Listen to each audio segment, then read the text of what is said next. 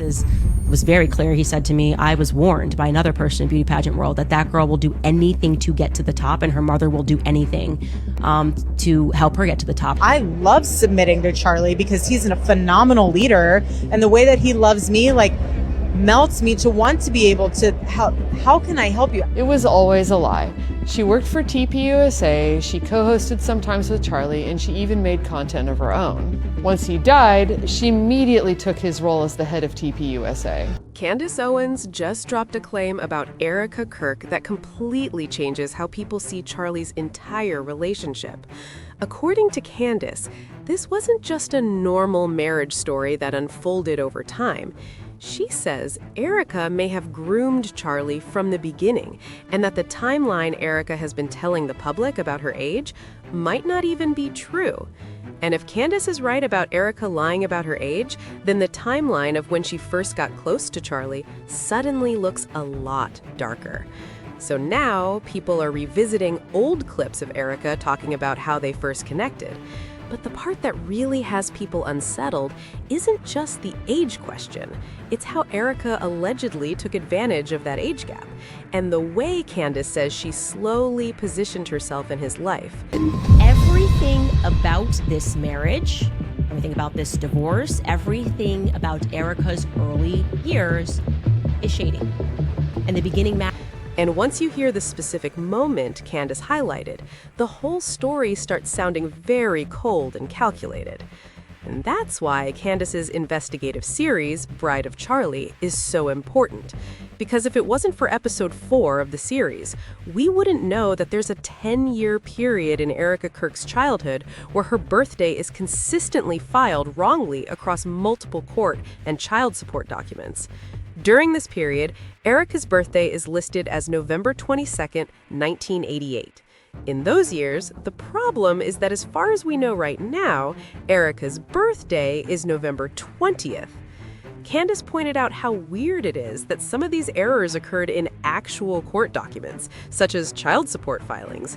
And not only do you have to be completely honest in general court documents, but for child support specifically, things like the child's birthday have to be accurate. And before anyone could chalk it up to clerical errors, Candace shared copies of those court documents. That's when the conversation shifted completely. Even though Erica's supporters had dismissed the earlier discrepancies as human error, these screenshots proved someone was actually being shady about the records. Some of the documents were hand-edited with new dates scribbled on the old ones. Some had no notaries despite being court documents, and some were outright missing judges' signatures. So for a 10-year chunk of Erica's childhood, there's just no verifiable information about Erica's age. At first glance, that sounds small, but Candace says this is exactly where the story starts breaking. Because according to Candace, it fits right in with all the other things she feels are off about Erica, and that includes Erica's conveniently timed relationship with Charlie Kirk. Now, as you guys probably know, Erica has always presented their relationship as a simple love story, two people who met, connected, and eventually built a life together. But Candace is arguing that when you actually line up the dates, the interviews, and the way Erica has talked about her past, the math starts looking very strange. Because unlike Erica's claim that she and Charlie had this incredible love story, the evidence points to a much more calculated and colder union. Erica didn't just stumble on Charlie during a work interview turned date. She carefully selected him as her partner for the next stage of her ambitions. And here's why the pattern fits. Ambitions. Going through her exes, you can see she was going to be with somebody. She was, okay, you're going to the NFL, you're going to the MLB, we can be on the Amazing Race together. You will see very clearly she is not dating a regular guy ever, okay? Her goal was to make. Looking at Erica's dating history, Charlie Kirk couldn't be further from her type. Before him, Erica dated pro athletes, entertainers, and politicians. She even described her boyfriend, pro baseball player Tyler J.T. Massey, as her favorite human, best friend, and her incredible boyfriend. A lot of people believe he might have been Erica's one that got away because the engagement-style photos of them seemed to suggest they were about to get married. Before that, Erica dated guys from the same Hollywood circle she ran in when she was a reality TV star. And interestingly, some photos also went viral, suggesting Erica dated Cabot Phillips, who would later become an important member of Charlie's organization, TPUSA. But here's where the conspiracy gets even deeper. According to Candace, Erica didn't just happen to date all these guys by accident. She actually sought them out on purpose because she knew they would move her career forward one way or the other. Candace revealed that Erica's mom, Lori, had been coaching her into that lifestyle since she was younger, teaching her how to rub shoulders with the elites, how to position herself in rooms that would get her noticed, and most importantly, who to suck up to in order to get the fame and power she wanted. And She wanted. This idea that she didn't want it is just not true. It's so objectively not true. Erica, without question, and anybody who's being objective and honest and looking at her history of the people that she dated and the people that she wanted to be in close proximity to, can guarantee to you that this girl wanted to be famous, like very badly wanted to be famous one way or the other. this is why Candace is convinced that Erica marked Charlie from the moment she saw him as the next person that would move her career up. That's why it didn't matter that Charlie was so far from the guys she would typically date, or that she was half a decade older than him. Speaking of Erica's age, what we know is that Erica recently turned 37, while Charlie was 31 when he passed away, giving them a 5-year age gap. But from all the receipts Candace has dropped so far, it looks like that age gap might even be higher. Here's how Candace sees it. The speed with which Erica took over everything Charlie worked for is not natural. And this might be the biggest clue that Erica had been grooming Charlie to the point where he not only saw her as this innocent, loving wife, but as someone whom he could trust with his life and work. And if you ask Candace, that trust is part of what ultimately contributed to Charlie's downfall. In episode 7 of her Bride of Charlie investigative series, Candace pointed out how Erica has been going around presenting herself as a struggling single woman who has to work so hard to fend for her family in the same way her mother did. But according to Candace, that couldn't be further from the truth, because Charlie made sure his family was well taken care of when he was alive and even in death.